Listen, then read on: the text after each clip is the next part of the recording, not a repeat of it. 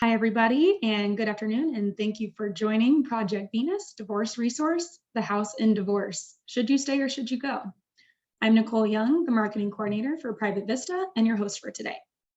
Before we get started, I just wanted to share a little bit about our firm. Private Vista is a planning and wealth management firm in the Chicagoland area.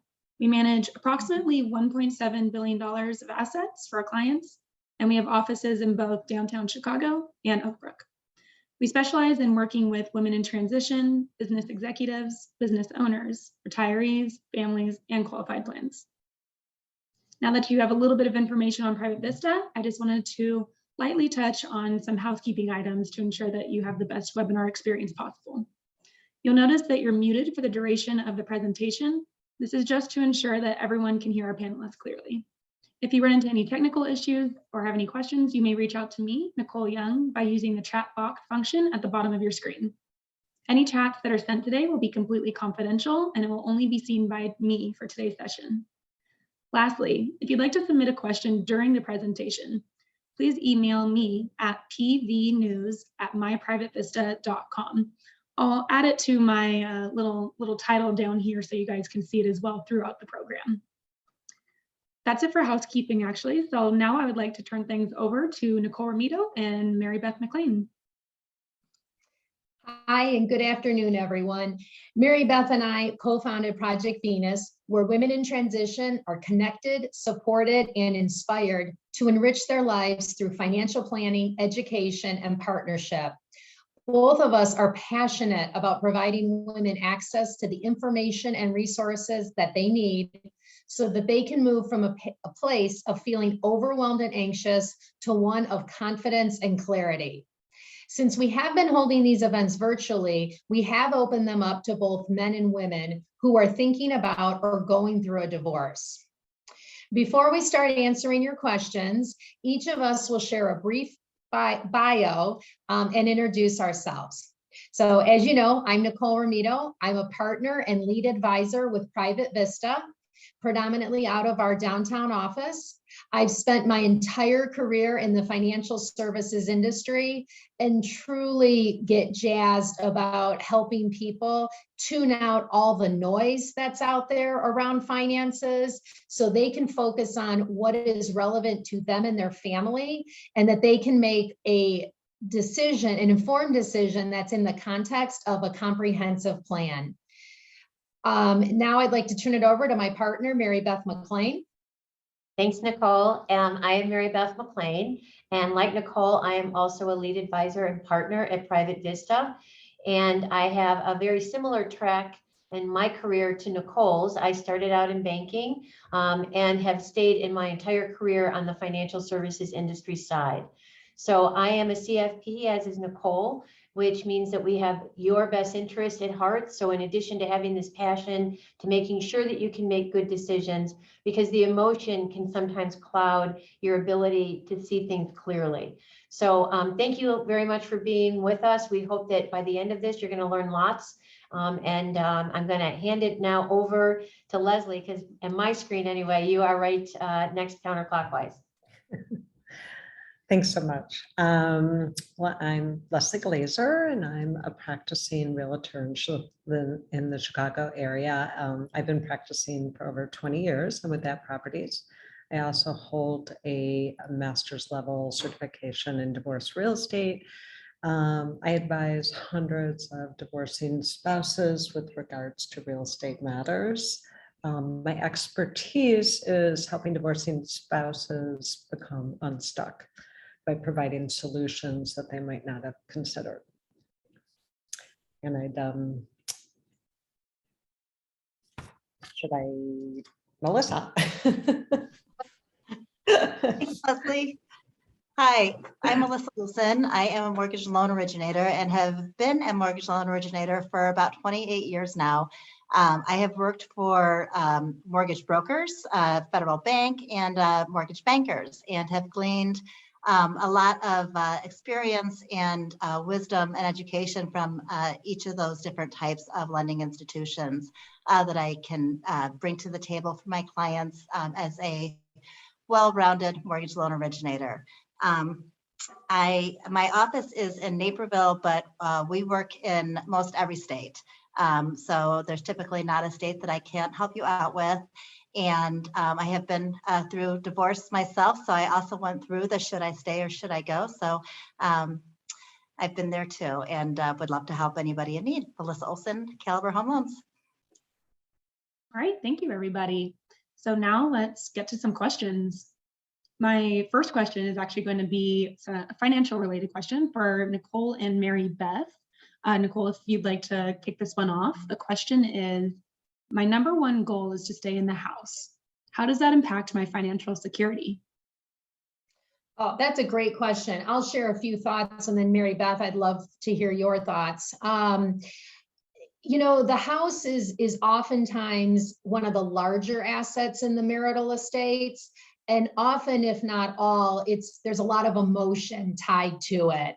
So this is one that all of us on the panel talk to clients about and really try to say, first and foremost, we know it's really hard, but when you're talking about the financial aspects of your divorce, as much as you can, try to view this as a business transaction. We understand there's probably a lot of memories in the house, in particular if you raised your children there. But looking at the house, you don't want to make that decision in a vacuum. So while you're talking to Leslie and she's going to help you, value it and perhaps sell it, Melissa can talk to you about your mortgage financing options. What we'll do is we'll say, okay, if you are going to stay in the house, what other choices do you have? Because if the equity in the house is going to go on your side of the balance sheet, that means your soon to ex-spouse is going to be getting other assets to offset or credit them for that home equity. And one thing we like to point out is the fact is the house is an asset, but it's a use asset. And, you can't use the equity to pay the bills unless you either sell it and turn it into cash, or if you were able to get some type of loan and get cash out of it. So I would say the first thing to do is do not make the decision in a vacuum. Strongly recommend you talk to a certified financial planner who can help you look at what choices do you have as you're looking at the decision around the house in the context of the overall settlement scenario. Mary Beth? No, I think you've covered it all very well. I mean, as you mentioned, it's a use asset. And so, it's not going to provide you the ability to go into the grocery store to buy milk and things like that.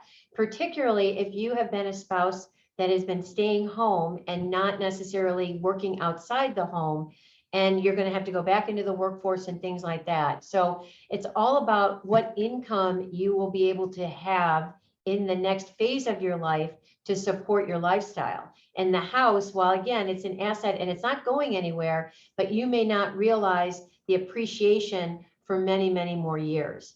And also, it's a use asset. So there's also maintenance, whether it's that, you have to replace a water heater, or, you suffer damage from a windstorm in the spring. So those are all things that when we look at whether or not you should stay in the house, we look at all the different aspects that it will entail for you to stay there. Yeah, Mary Beth, that's such a good point with the deferred maintenance. When I get this question, I have people take a step back and say, okay, how long do you want to stay in the house? And if it's a short time, 1.5 to 3 years, then even if it's 5 years, I think it's really, really important to take a look at the deferred maintenance issues, get an inspection. An inspection is just so important, even if you plan on staying in the house.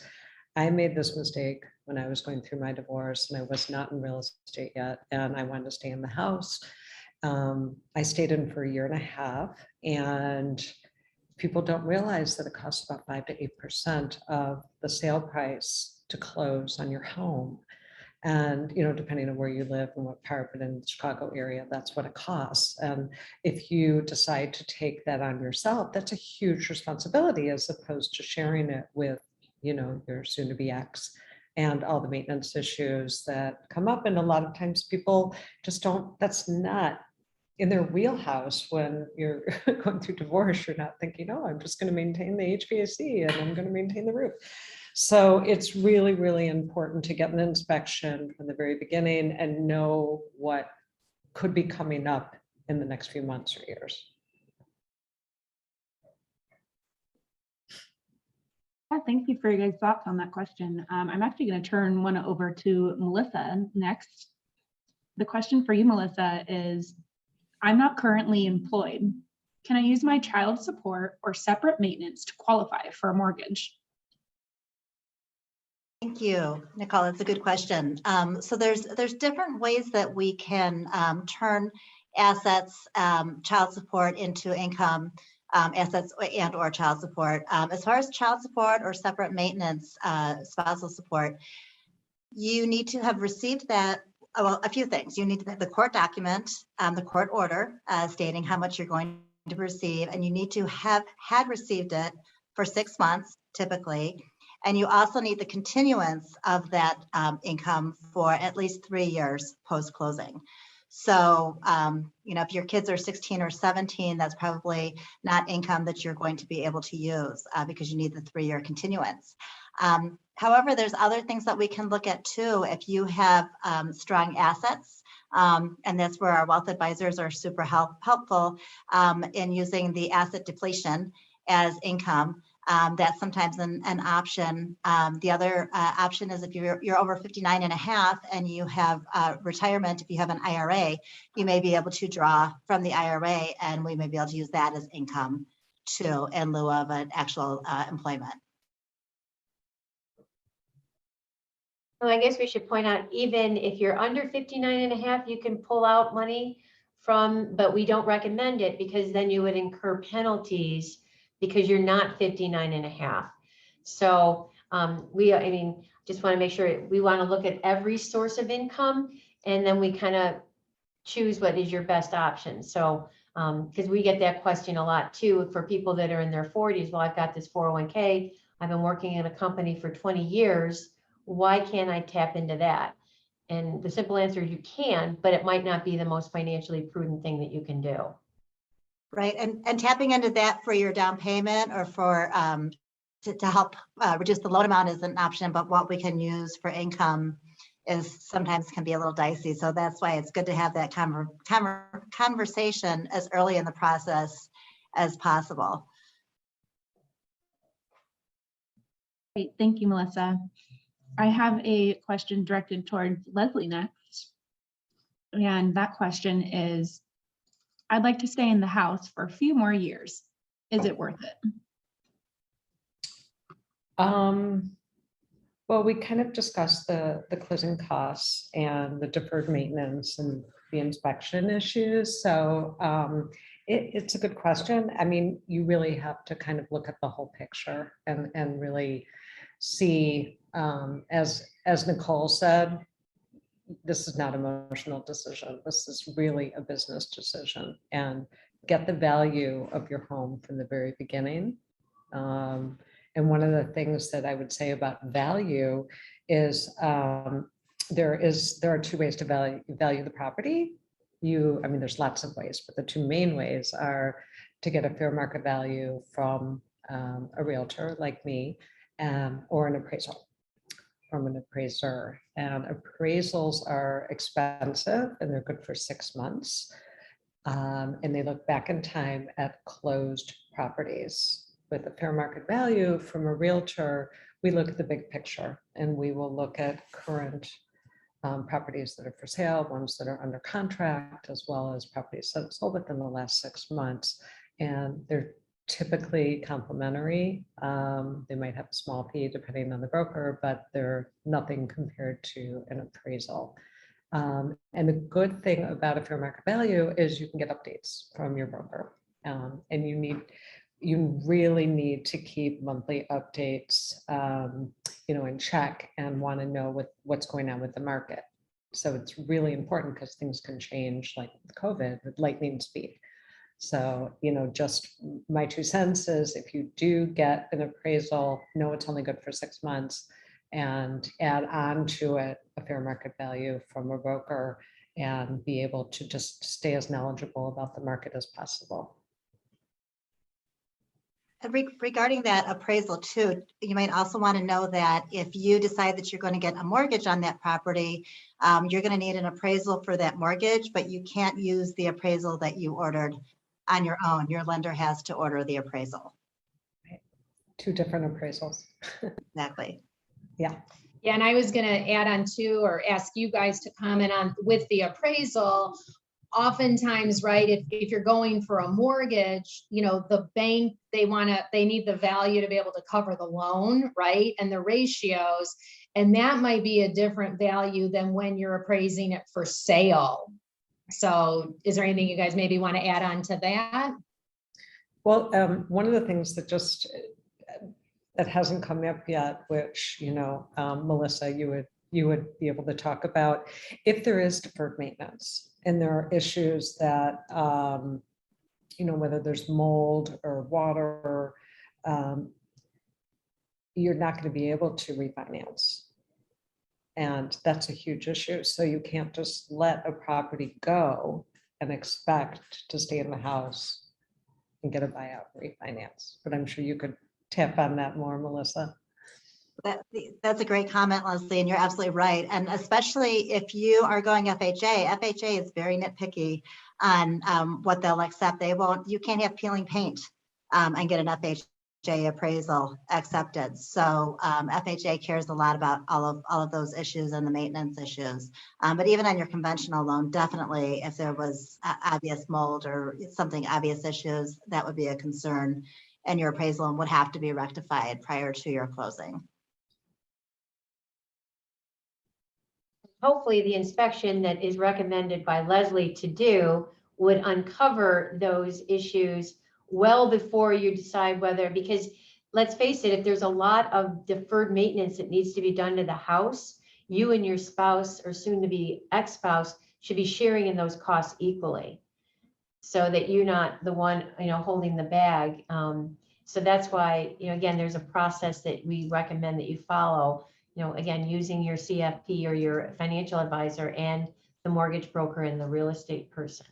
So, Yeah, Mary Beth, I agree. A lot of times I will come in and we'll have inspection items and I will help get prices for everything. I have a preferred vendor list that, you know, contractors that I would recommend. And so we have an idea of price and I put it on a spreadsheet for all parties to see, but to be able to have, you know, as a financial, you know, advisors like you, a lot of people just don't, maybe they don't have the cash, maybe they have to take it out of closing. We have to get creative on how to pay for some of these things, or do we give a credit to a buyer? But it's, you know, it's just, it takes a village, you know, and and just lean on your mortgage professional, your financial advisor, really, because it's just not, you know, an attorney cannot answer all those questions. Wait, Leslie, I actually have another question that I think will be directed towards you, if you don't mind. This question is about market timing. The question is, if I do go through selling the house, what are the best times of the year to put the house on the market? It's a good question. It depends on where you are. So if you're in Chicago, traditionally, except for last year with COVID, the spring market is the busiest time. That's the time where you might get multiple offer situations in the city. In the suburbs, it's a little bit later, April, May, June. People want to get into the home before school starts, and some people want to get in the home in the summer. But on the flip side of that, in the winter, in November, December, January, the buyers that are out there are very serious. So even if there are less of them, they're extremely serious, and they might be relocating, they might have to get in, you know, so it really depends on, to me, it's the market. Yes, you know, if you've got a yard and you want everything to look beautiful, the spring, summer is, you know, ideal, but I can't say there's such a bad time depending on what you have. I hope that answers your question. Thank you, Leslie. I have another question that we're going to direct towards Nicole and Mary Beth. Nicole, since you took the last one, Mary Beth, maybe you want to kick this one off. That question is going to be, we don't have a mortgage. Why would I pay rent when I can live for free in the house? That's actually a really good question. But here's the thing. Mortgages are one aspect of what it costs to live in a house. We've talked about deferred maintenance. And a lot of people forget that they should be replacing a water heater, which has a planned obsolescence of about 8 to 10 years until it bursts. Or there's other things that you need to just make sure that you are cleaning the gutters on a regular basis. That's usually twice a year. So it's not just the mortgage that is actually going to be your cost to stay in the house. There's also real estate taxes, which, depending on whether or not you're in Cook County or DuPage County, can lend a lot of cost to the house that you're trying to stay in. And a lot of the homes, if you are the person that was doing the maintenance with regard to lawn and shoveling and things like that, that's one thing. But if you've been getting it done, there's another cost that you're adding. So it's all about what it looks like to actually stay in the house from the global level, not just your mortgage. So, and the other thing about renting, if you decide to sell the house and you want to buy a new house, I can't tell you how many times Nicole and I have had the conversation. Thank you for having us at least rent for a year, because as a renter, you have great flexibility, because when you go to Leslie and say, now I'm ready to buy the house, you as a cash buyer are going to be a lot more attractive than somebody that has a contingency that has to either sell their house or, may not qualify for a really good mortgage rate with Melissa. So I think that it buys you flexibility if you choose to leave the house and then rent. And again, we always say it's not no, it's just not now in terms of buying that next house. I think that's such And I a would just, great advice. Oh. Yeah, go ahead, Melissa. yeah, I would add on too, even though none of us on the call are therapists or coaches, we've been through enough divorces. And as we mentioned, there's a lot of emotion around the house. Oftentimes too, we have heard how having a fresh start in your next chapter, with new furniture, and you don't have the memories of your ex-spouse. They're not all bad, but we have also oftentimes heard, it is nice to have a smaller house. I love not having the yard to worry about, or we moved to a different part of our neighborhood and it's great. I live by all my new friends or where my new job is. And I like coming home and knowing this is my fresh start and I get to make every decision about what's going in the house and, how it's taken care of. So we understand it can be daunting, but it's oftentimes liberating as well. And you get what what's important to you. And it's not necessarily the size. Maybe you want something sunnier.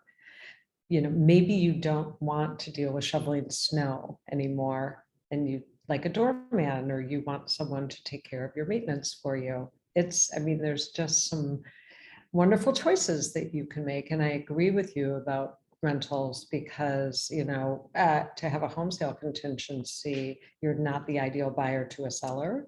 And to be able to have that flexibility, like you said, Mary Beth, it's ideal. I agree. And if you save that money too, and you end up with a larger down payment or being a cash buyer, but the larger down payment gives you so many more options on your mortgage too. So you're going to get the best rate. You're going to have the most options with a larger down payment. So that's advantageous as well.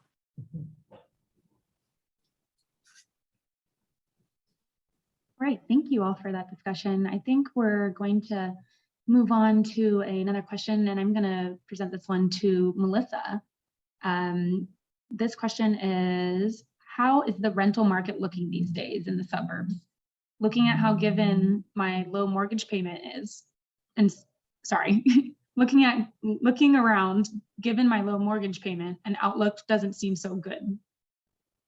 Sorry, did I present that well enough for you? I'm not sure that Maybe Leslie should be. Yeah, that I think that might be a Leslie Leslie question. But I will say though, when you're considering renting or having a mortgage, there are often times when your mortgage payment, including your taxes, are going to be less than what your rent may be. So you may find that you may be able to be a homeowner at a lower price even than what you could rent for. But Leslie, I'll let you take the rest of that question. And can you repeat the rental part, if you don't mind, Nicole? Yeah, sure thing. It's how is the rental market looking these days in the suburbs? It's extremely tight. It's very, very difficult. What happened during COVID is because the market was just so high, a lot of investors sold. So there's less inventory out there because people just kind of got out. Either they moved or they just didn't want to be investors anymore. It was just a really good time to sell. It is difficult to find. It's not impossible at all, but I have actually personally sent letters to certain townhouse developments in the suburbs for my clients that aren't on the market. Just reached out to people and asked, and have been able to find a lot of my clients' homes that weren't even on the rental market. So you have to be creative and dig a little bit, but you can find them. I think getting a mortgage on a townhome is easier than getting a mortgage on a condo as well. There's a lot less hoops to jump through on a townhome than a condo. And it does seem like it can be more challenging to find an opportunity to purchase a townhome. But you got Leslie writing letters for you. That's great. In the year of letters. She can do magic. She can do magic. But people just are so excited to, purchase something that wasn't even an opportunity to anybody else, nor were they negotiating with anybody else. So that's nice. Yeah. Thank you. Sorry for presenting that to you, Melissa, when that was a Leslie question. But I do have a Melissa question this time, I promise. That question is, if my spouse is keeping the house and making the mortgage payments, can I just wipe my hands clean of that obligation? Is there anything further that I need to do? Love this question. Actually got goosebumps.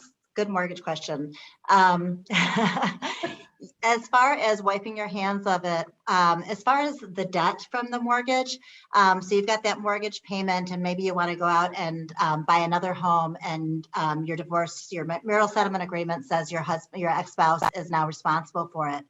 That's great as far as you're qualifying for a new mortgage, because most of us lenders are not going to consider that as a debt anymore if your MSA says that your ex-spouse is responsible for it. However, credit-wise, if you're still on that mortgage and your ex-spouse decides not to pay it, or goes into a foreclosure or something with it, that could be a credit nightmare for you on your credit report. So personally, I would not want any joint credit with my ex-spouse. I would not trust anybody else to be responsible for those payments. So if it were me, I would first of all get rid of any joint credit cards, but definitely on the mortgage, have the ex-spouse refinance you off of that, so that then you can wipe your hands. Exactly. And that's why like a delayed sale where you want to stay in the house, but both of you still are on the mortgage and the deed or the title. Exactly what you said, Melissa. It's very dangerous. You're married to that mortgage together. Exactly. You're not cutting ties if your name's still on that mortgage. Right. And I would suggest, if you are going to agree to a delayed sale, maybe your youngest child has, one more year in high school, or it's not the ideal time to sell, or you're just not ready. Work with your attorney to make sure that your MSA or marital settlement agreement is as detailed as possible. And you may want to do it in what's called like a side letter, because your marital settlement agreement is a public document. Anyone could go and request a copy of it. If you do a side letter, it can reference that and keep the terms confidential, because you don't want to tip your hand about some of the details that should be in there, such as when will we reduce the price? How will we choose the price? When would we maybe agree to reducing it, by how much? So it's kind of a double-sided coin where you want to try to address as many of the issues as you can now, so you don't have to come back and re-engage with the attorneys and your ex-spouse to that degree, but also trying to get it out of there so that it is private as well. Yeah, I actually have crafted property maintenance agreements with my clients, and they don't have to agree with each other. They just have to agree with me in terms of what needs to be done. And Yep. I will give that to the attorneys and then they'll solidify it. But as many steps as you can agree to earlier on, the better, in terms of, because, obviously things can escalate in terms of conflict. So as much, I with everybody, I say, okay, if it's not sold after 30 days, this is what we're going to do. And there's very little to discuss. If an offer comes in, we need to respond within X amount of time. If you refuse to have a showing 3 times, then this is what happens. So there's just a lot of what ifs, and we try to get everything out there and thought about. Well, putting you in as a neutral third party, Leslie, I think is really important, because like you said, conflict between the two of you might continue to escalate and then nothing gets done. So I think having that third party, but one of the things, it kind of plays into also having a team of advisors, whether it's, you have your attorney, you have what we believe should be a mental health professional, whether that's a divorce coach or a therapist. And then your financial advisor. I mean, that's one of the things Nicole and I would look at and say, okay, we're going to make sure that we keep following up so that you get the proper documentation that shows that you were removed from the mortgage if your spouse is going to stay in there. The same thing with other assets that might be given to you in the marital settlement agreement. But I mean, that's so that you have somebody that's also helping guide you through the process, because we keep hearing, once the divorce is over, people say, oh, it's over, I'm done. And then we say, oh, no, the work is, there's different work. Beginning. Yeah, but I mean, because you want to start to untangle all of these and, the things that entwine you to your former spouse. So. And you want to make sure, just to add on, I've had 2 clients recently, one where the deed to the home, they were divorced, it was finalized. The one spouse had already moved out, but my client was updating her estate planning documents. And when the estate planning attorney, was looking at the deed to the home, the ex-spouse, it had not been recorded to have the ex-spouse removed from the deed. So, technically they were still owner of that, at least to the recorder, they were still on the deed. And that could have caused problems if, she was going to sell the property. That's just perhaps some delays and extra steps to really show that, no, I have sole ownership and sole discretion to sell. And then on the flip side, on the lending side, I had a client where she had moved out of the marital house and her ex-husband never refinanced. So she was going to buy her condo. Exactly, Melissa. And the mortgage broker called me and he's like, you didn't tell me about this mortgage she's on. And I'm like, what? And so that's how we found out the husband had never refinanced, and we had to wait for him to do that before she could proceed. So by having, your attorney, is his or her job is to get you divorced. Certainly if there's any post-decree legal issues or issues around the children, you will pull them back in. But by having, your team ongoing, which if you have a knowledgeable financial planner who runs around in the divorce arena, Mary Beth and I know to look and take the marital settlement agreement and literally create it into a to-do list and make sure we're checking all the boxes. Love the to-do list, love the checked boxes. And you're on that deed too. I mean, I've had clients when we go to pull title and there's a home equity line from 1996 that was never released off of the title. So it's never too early to look at those to-do lists and start checking off, because you never know what can pop up. And that's no fun at the 11th hour. Yeah, Melissa, I've had clients where they will assume the loan balance is what is on their statement that they receive every month. And that's not always the case because, you know, you've got your balloon payments that are not recorded, or maybe there's late fees. So, you know, I'm sure you can talk more about this, but I would say don't take that as, you know, 100% that is your actual balance. Well, that too, and also your real estate taxes.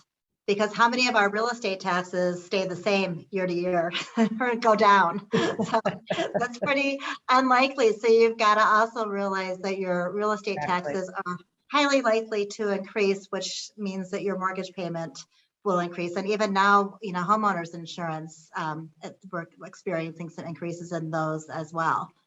Yeah, and also if you live in a condo, I would suggest looking in advance to the meeting minutes and see if there's any special assessments that are coming up. Because if you are going to stay in a condo, do you want to be stuck with, you know, a huge special assessment and not split it with, you know, your soon to be ex? So that's just another little tidbit of, if you're living in a condo, just make sure you know what is slated. Right. Absolutely. Those special assessments can be in the thousands too, depending on what is needed to be done. So. Okay. Yeah. Thank you all. I have a question next for Nicole and Mary Beth. And since I've already fed you both one, you guys can decide who wants to take this one. I'll let Nicole go. The question is, how do I check my credit? How do I establish credit? Oh, okay. Well, I can add a few things, and I think Melissa can probably opine on this the best. I know one of the things that Mary Beth and I think probably all of us on this call do, but I'll speak for Mary Beth and I because I know what we do day to day, is you do want to check your credit during the divorce. You can pull a free credit report from a website, which is annualcreditreport.com.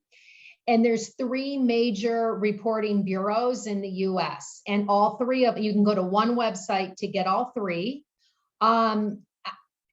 At least generally our thing is we would say don't pull them all at once. You'll want to stagger it. So this way, if new things pop up, you're not just kind of using your one-time free all at the same time. So maybe you do TransUnion 1 month, then you wait a few months and pull from Experian, and then wait a few months and pull from what's the third, Equifax, right?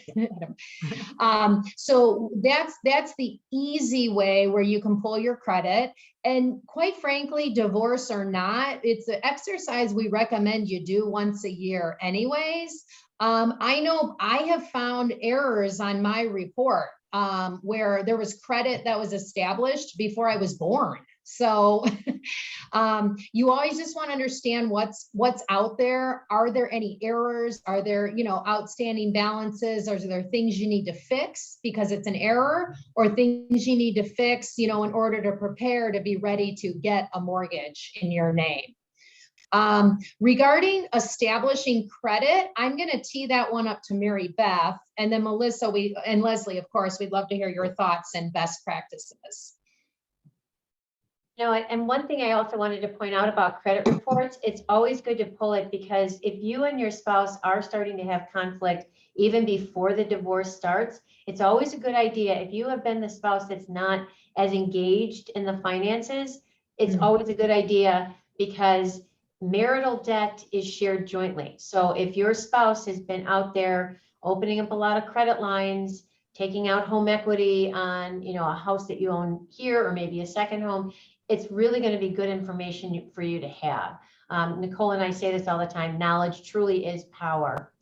But to establish credit, if you don't have a credit card in your name, the first thing to do is to get a credit card. You can get one, you know, a pretty simple one at Macy's or, you know, and just start to establish and use it, but pay it off every month. So, but the way to start is to just get out there and actually start, you know, using the card and paying it off responsibly. And I'm going to tee that up now to Melissa because she's going to talk about not just that, but what other things you need to do in order to have a really good credit rating. Because you look at Can I add on just one thing that's tied to Mary Beth's and then? Sure. Okay, so, and when you apply while you're still married, if you are not currently working outside the home, or perhaps your income is not enough to support your credit request, you can, the application, I mean, they're online now, but the application will ask for household income. And while you're married, you can still list your household income. That's not fraud or doing anything wrong. So you can use your spouse's income, get the card, and then you have it in your name and you're good to go and still be able to maintain it after the divorce. Okay, thanks, Melissa. I just wanted to add that on because it tied to Mary Beth's comments.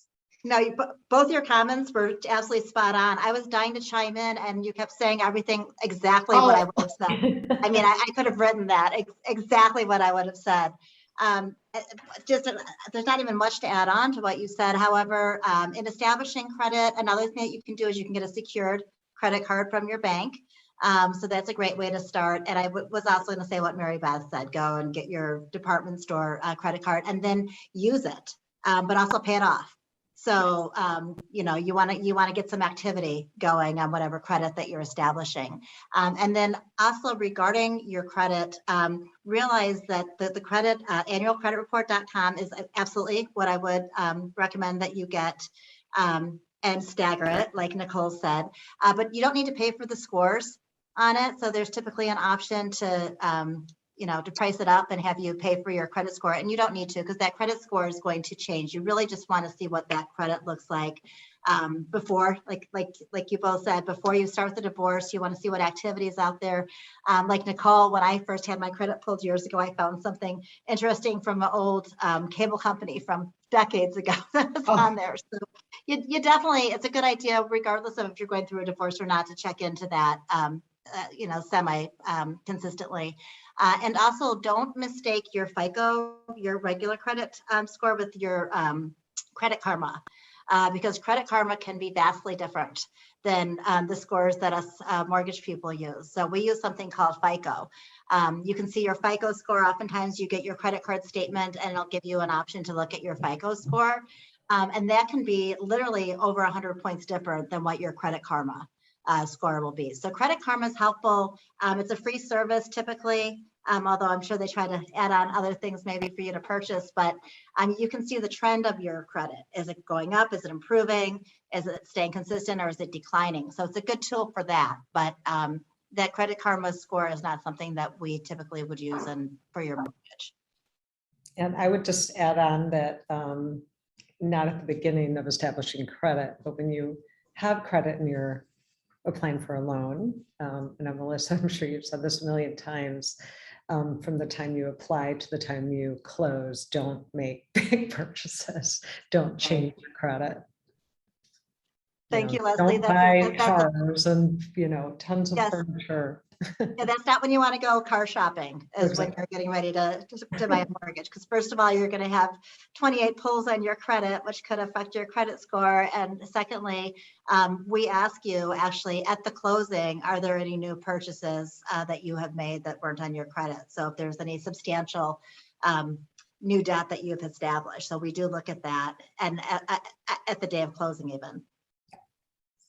Well, and I would also just to add, because if you start doing this, say you've been contemplating divorce and you start a year in advance, kind of your planning process, and you get, after 6 months, they might say, we're going to give you another $1,500 in credit. You don't necessarily have to take that as an invitation to use it. And sometimes you can even say, I'm not, you can decline it. But I know I've done that because, you know, because the credit score is going to be how much credit do you have available to you? It's not just what you're using, but what do you have out there? Great point. Hey everyone, I think we have time for one more question, and we will start with Leslie, and I think you guys might all have something to say about this, so hopefully I'm choosing the right one. That question is, how long does it take to prepare the house for sale? And what goes into that? That's a good question. It really depends on the condition of the house. Right now, we're not in a market where you could just, you know, stick it on the market and it will sell. there's a lot of prepping and staging that needs to be done. So you want to get someone that's really experienced in staging. So first have your inspection done, have the deferred maintenance issues, have staging done. I really advise you to declutter, start slowly and just pack stuff up, maybe donate to charity, just start purging a little bit as we tend to build up and build up. It could take, depending on, I mean, I sometimes walk into a client's house and I could literally shoot pictures tomorrow. And there's other times that we need about 3 months to be able to get contractors in there, get everything lined up. There's, it's financial obligations, agreements. So it really depends on the property and the spouses and the situation, really in the season of when you want to sell or if you have to sell. But your broker should be able to keep you on a really good timeline. That's really important. So once we have a timeline in place, we stick to it and then we list. So I hope There, Leslie, like one renovation or update that you would recommend for people that do want to sell the house that would be the most rewarding in terms of like that it might lead to a better purchase price from the buyer? Sure. There's a lot of easy fixes. So white kitchens are in right now. Who knows what that will be next year, but a lot of my clients will be painting their older cherry cabinets or, certain darker colors white. Changing hardware is a super simple fix and it could be less than $20 and just a good bang for your buck. And also lighting. Buyers love lighting. They love fun lighting. So, in your hallway, when you walk in the entry, try to get rid of those, just like the dome lights that are in the middle of bedrooms and hallways, maybe do a drum shade. I mean, these do not need to be expensive, but I would say lighting, hardware, and paint are really the top things that are quick fixes. And you do get more for your money. If you have older appliances, I always suggest, get an appliance package from whether it's Apt or Home Depot or Menards or anywhere that you can get it quickly and get, maybe it's last year's model, but they're still great and they're still new. And that, again, going from a white or black kitchen to stainless is huge for buyers. Right now, buyers want turnkey. They want things as done as much as possible because, with COVID, things are taking a long People time. that they don't know in their homes. Yeah. Thank you. Mm-hmm. Hey, I think that is going to be it for our question portion of this webinar. So thank you all for your insight into this extremely complicated situation. As it is almost 1 p.m., I'd like to, before we wrap up, get into our kernels of wisdom.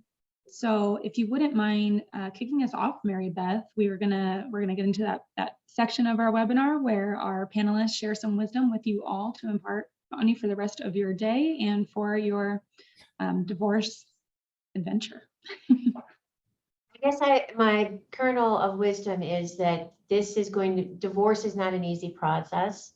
But I always like to say that if you look at your life as a novel, that the divorce is one chapter, and it might be a bad chapter, but there's going to be good chapters down the road when you go through the process. And that process can be made easier by putting together a team of professionals like Melissa, like Leslie, Nicole, and myself. And as I mentioned, a therapist or a divorce coach, and then of course your legal advocate, which is a family law attorney.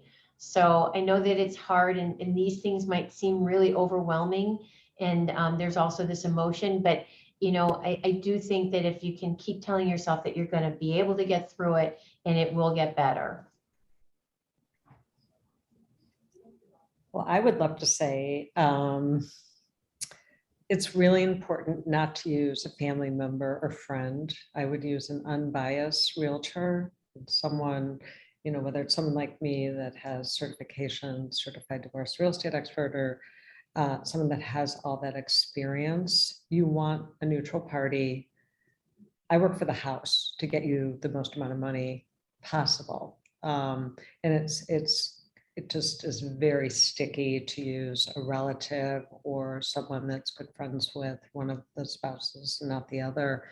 You want someone that's trained in issue spotting and be able to know how to read all these stipulations and court orders and understand the whole legal process. So I can't stress enough that how many times I'll get a listing that I'm the second broker. You know, they first hired someone, a family member, and then that didn't work out and kind of raised the conflict. So that's my piece of advice. Good advice. I'll circle back to credit. That's one of my favorite topics. Not really even specific to divorce, but one of my nuggets for credit is you always want to keep your balances on your credit cards to less than 30% of the limit. So that's going to give you your optimal credit score. And it does not matter if you pay that credit card off every month, because you may have paid it off on Wednesday, but guess what? That credit was reported on Monday. So it's going to appear as if you're maxed out, even if you're paying it monthly. So just as a rule, just try to keep your balance in your head. Your limit is now 30% of whatever that actual limit is, and that's going to give you the best credit score or better credit score. Melissa, is that an aggregate, or do you want to look at each credit line separately? Thanks, Nicole. Each line separately. Okay. Yeah, thank you. because you don't, yeah, absolutely. Otherwise, that credit card is going to look maxed out, and it makes you look, I guess, more desperate for credit that you're using it all. So they're not going to pull it every single day. They just see whatever was reported on Monday, even though you paid it off on Wednesday. So I do that personally as a rule. That's what my limit is now, that 30%. It's a great piece of advice. That is a great piece, especially because, yeah, even like I said, I know we're focused on divorce here, but credit just drives so many decisions today, right? Whether you're renting, employers, cell phone. I feel like you wouldn't think like, oh, my credit's gonna impact my job. Yeah, insurance. So I think that's a good tip for regardless of your marital status. So those are all great kernels. And I just wrote that one down, Melissa. So I'm going to check my credit to make sure I'm following that tip. But I would say my kernel is kind of maybe a little summary of what we've talked about today. I mean, first of all, you definitely want and need an attorney for the divorce. Definitely build your team, but build it sooner than later, because you don't want to agree to a settlement where you're keeping the house or your soon-to-be ex-spouse is going to keep it. You don't want to learn that you or they don't qualify for a mortgage, because of how maintenance was structured, or they don't have enough income to support it. So you want to involve the team members sooner than later so that you can understand if this is the settlement scenario that we're agreeing to, it can actually be affected after the divorce is finalized. Because even if a judge approves it, that's just one approval in the piece. The bank still has their underwriting standards. I know Mary Beth and I've seen with some of the retirement plans, there's different people who also have a say and approval in actually being able to implement your marital settlement agreement. Nicole, I literally have sooner than later team written on my notes. That was another great minds. So yeah, so that's my kernel.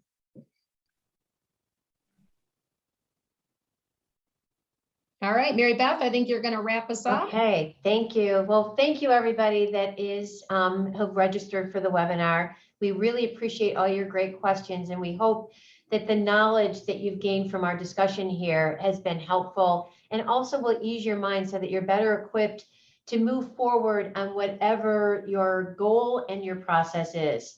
I also wanted to make you aware that Private Vista does regular webinars. Nicole and I do a divorce resource webinar on a monthly basis.